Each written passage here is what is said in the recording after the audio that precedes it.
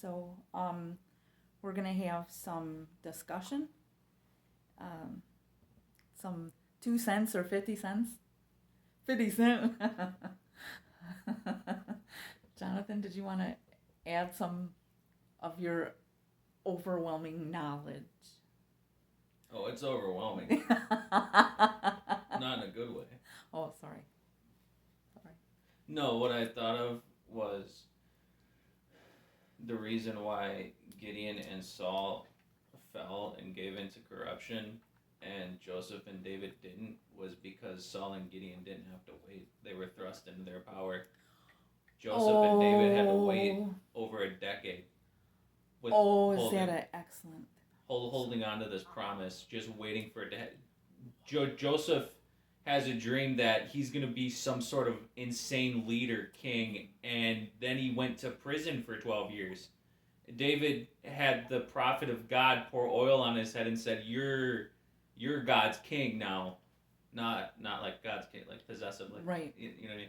Like you're the one God chose now. And then he had to run for his life and go hide in a cave and be homeless. Yeah. And Gideon, the angel just showed up one day and said, "You're it now." That is so... Gideon and Saul forgot where they came from because they weren't there very long. Dang. David and Joseph didn't forget because how could they? They were there for over a decade. It was forever scarred in their head. You gotta take back over teaching. No, you'd be fine. Take it away. Woo! Man, that is powerful. Wow. That's unbelievable. Like, I just want to... meditate on that. Yeah. Wow.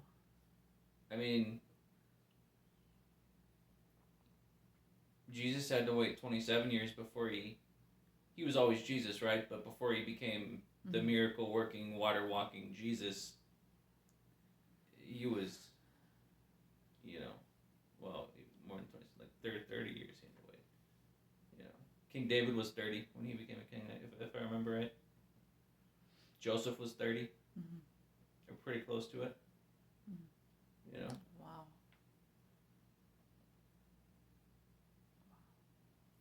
But that's what I thought of. So yeah, it's hard, right? But wow,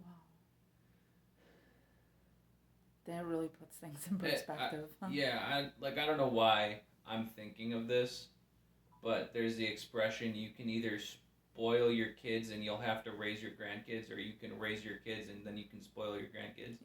Yes, phenomenal. So Saul and Gideon were spoiled, and then they fell, but David and Joseph were raised, and then God got to spoil them with kingship, and it didn't corrupt them. They were like fun. And spoil their kids. Yeah. Because you read Psalms and stuff, and prayers that David prayed to God. David would say, like, "I'm a dead dog compared to you," like, because he remembered the cave. Yeah. You remembered the cave. Yeah. You remembered his friggin' cold feet every night. Yeah. And them purple slippers, them purple leopard skin king slippers he was wearing were pretty comfy, but he remembered his cold feet. Yeah. Wow. Wow. Joseph was able to be the bigger person and forgive all his brothers when they came back because he remembered the rats in the walls of his prison. He remembered them. But Gideon didn't remember the rats because there were no rats. He just... Dang. Just in a day. Mic drop. I'll be thinking about that for a long time. Like, wow. But I feel like God just kind of put that on my heart. So yeah. That's kind of all I wanted to talk about. Thank you. Thank you very much. Miss Emily. Yeah, just going off of what Jonathan said about sometimes when you have to take the long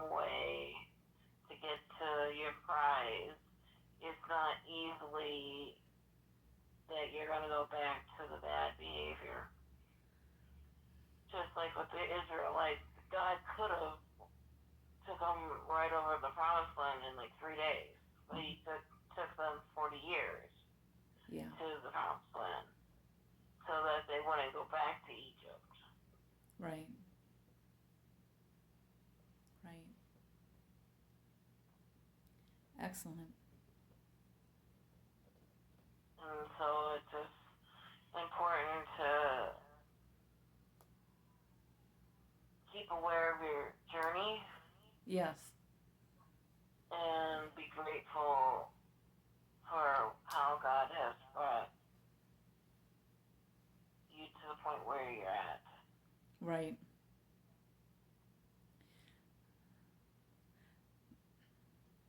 That's my 2 cents.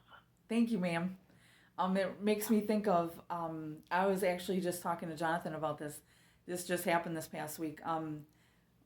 During the time that I was homeless, the Lord brought so many different songs to me, but there's this one song that he brought to me that I heard, and I just heard it again recently, which is why, what brought this memory up. But so I lived in my car in a place that I had no idea. I didn't know anybody. I didn't know anything. I didn't know where anything was. And Excuse me, sir. that's okay. Are you sure? But so I lived in my car, and there was a song that I heard one time, and it was a country song, and it went over like different hard situations of like, this girl was a teenager, driving with her mom in her SUV, talking about how like, I can't wait till I turn 18 and I get out of here and I'm gonna have my own life and da da da. And her mom was like, listen, I used to be like you, but I'm gonna tell you something. You're gonna miss this. One day you're gonna want this back. You're gonna wish you had this time back. And then it, went later to now, like she's just got married and they got this rinky-dink apartment, and her dad comes over and he's like, wow, honey, this is a great apartment. She's like, whatever. We're going to have a baby. We're going to get our own house and have kids and, always look into the future. And then, her dad said, you're going to miss this. Just slow down. Slow down. Just take the time that you have right now because you're going to miss this. You're going to want this back. You're going to miss this. And so I heard that when I was living in my car. And it was a good day for me. It was a good time because I busted up laughing because I was like, heck no, I am never gonna miss this. I want out of my car. I'm never gonna miss being homeless. And so now that I'm not homeless anymore, I want to tell you, yeah, there are aspects of being homeless. I don't want to go back to homelessness. But there were aspects of being homeless where things were better off for me than they are now. I didn't have to worry about bills, and I didn't have to work a full-time job to pay all those bills. And so I had all the time in the world to volunteer and minister to people and help other homeless and just go to the mountains. And more importantly, I had a car. So now before I lived in my car because I didn't have a house, and now I have an apartment and no car. And man, when I was homeless, I could drive. God would just call me somewhere, and it was open highway, free bird, and I'm gone. And now it's, I'm just strapped. I don't even know how long I haven't been to the mountains, and I don't know how long, and can't go nowhere like I used to much at all. Because I, just live in a little town, but I'm grateful they got a bus to go to work and that. But no matter what the situation is, like, honest to goodness, no matter how bad you think you have it right now, there's going to come a time where you're going to miss that. And so to never forget where you came from, because sometimes we get stuck in this future thing where we always want, if I'm just out of this, if I'm just out of that and out of this situation, it'll be better. But that new situation you're going to is going to have problems of its own. And you're going to be like, remember when I didn't have to work and I could just, go where God said, and I didn't have to stress about rent and bills to pay. There's always going to be something, but just to not forget where you came from and remember the God who put you there. So, Miss Debbie. Can't hear half of anything, but basically it's like, the good thing is I was in Judges this week. So I Good. usually read like about 3 chapters, and then I go back with this man online that he teaches chapter by chapter, verse by verse. Nice. So that helps me.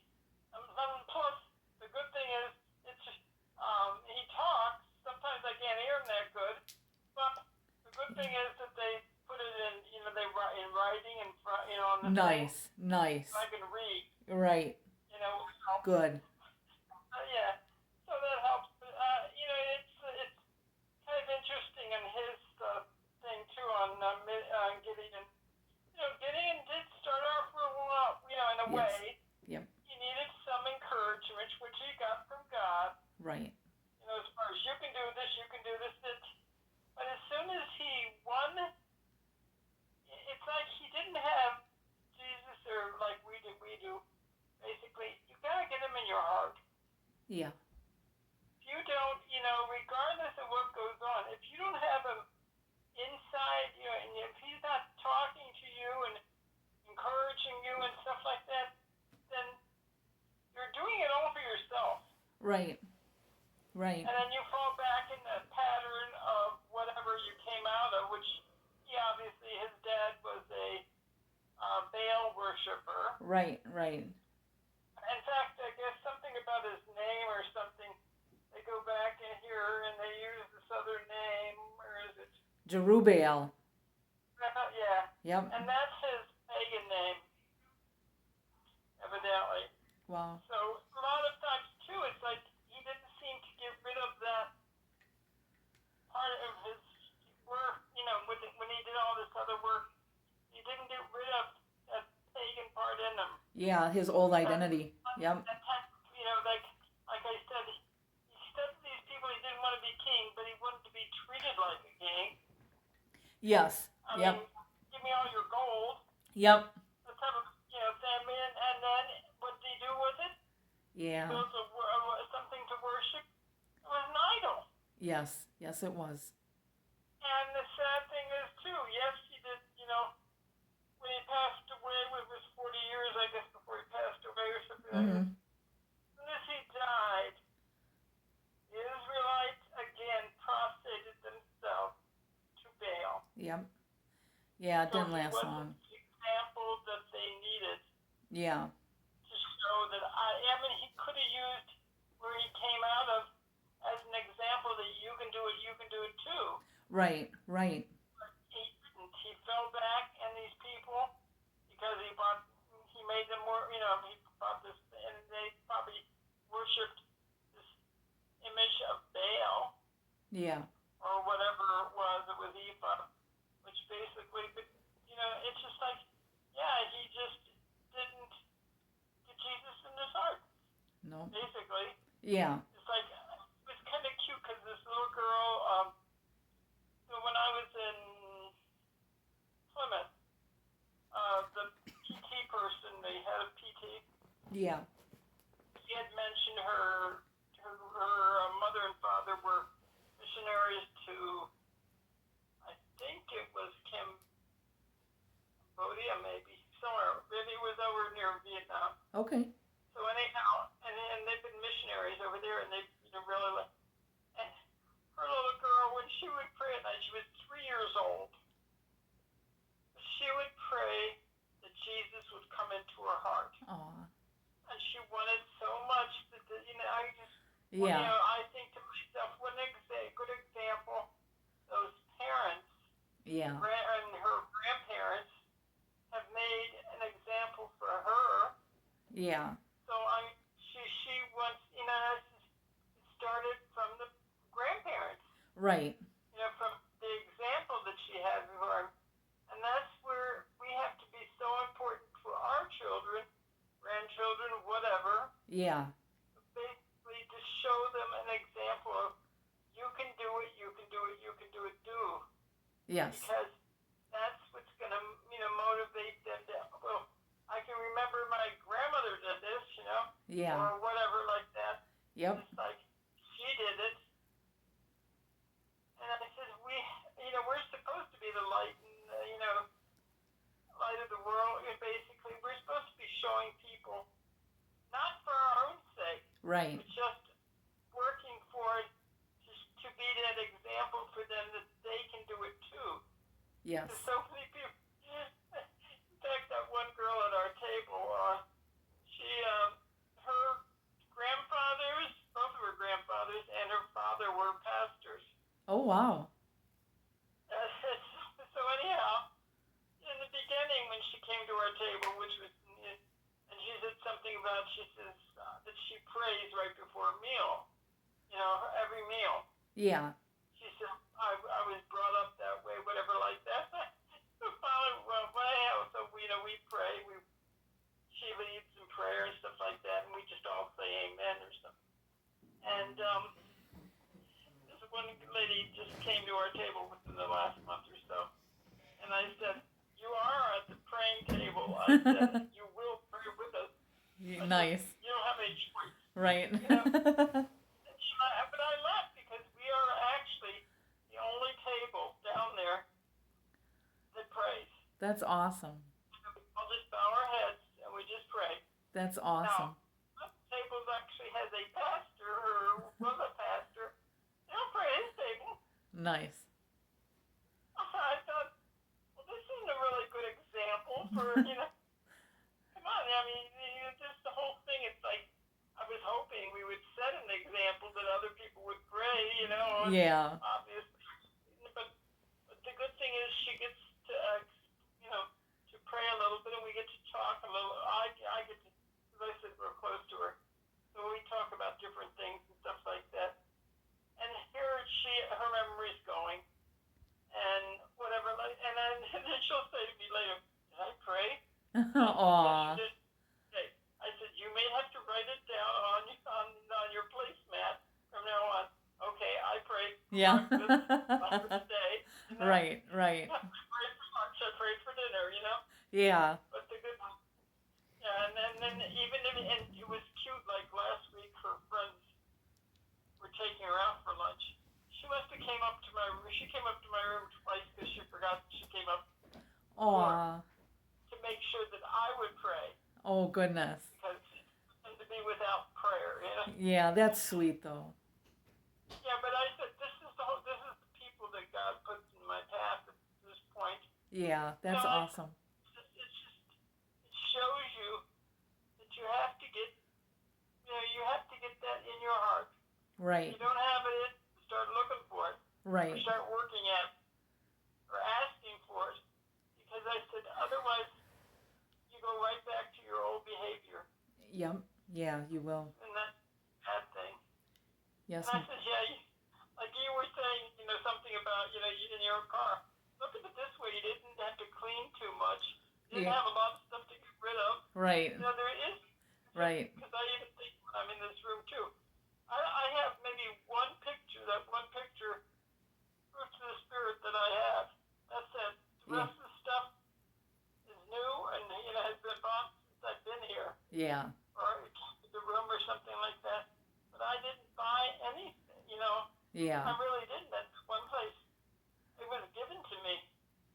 This one, the recliner. Yeah. And the guy never sat in it. Wow. But it was like, you don't need that much to. No. You don't need things. No. And I'm seeing this more and more each day. It's like you don't need things. Right. You can't take it with you. Right. Can't whatever like that. I've noticed people that have won like lotteries and stuff, lots of money and stuff. They go through that in no time at all. Yes. Yep. And that doesn't make them any. They don't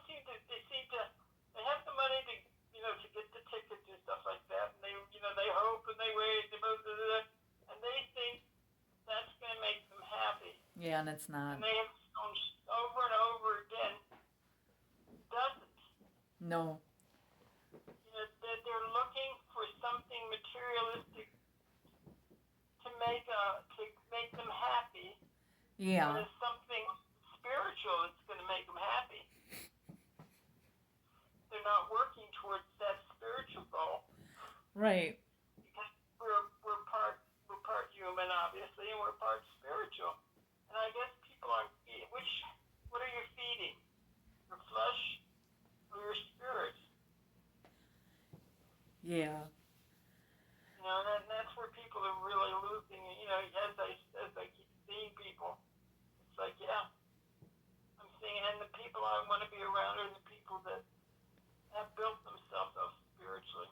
Right. Yeah. Yes, ma'am. Okay, other than that, that's it. Thank you. I wanted you guys to know that I have something lined up for next weekend. I have been praying about what God wanted, you know, what direction He would want me to go, and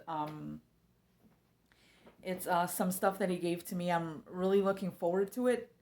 After I prayed for Him for sensitivity, that I could know what He wanted me to do next, I was looking at my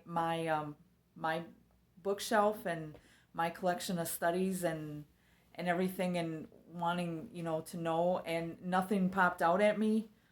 And then in the process of it, there were some things that God was showing me personally, and I wanted to write down some things to like help remind myself. And sometimes you got to preach to yourself. And so in the process of writing all this down, then I realized this is what God wanted me to teach. And He's like, you know, yeah, like, why piggyback off of someone else's? I mean, sometimes it's fine to do like we did the Gideon, but if God has given you these treasures and these lessons inside of you, it's important for them to come out. And so I'm really looking forward to next week, and it's going to be really great, and hopefully helps a lot of people. It greatly helped me. So, but thank you guys for joining us tonight, and I love you all, and I hope you have a great night. Okay, thank you. Love you guys. Have a great night. You Love too. you. Love you too. Bye-bye.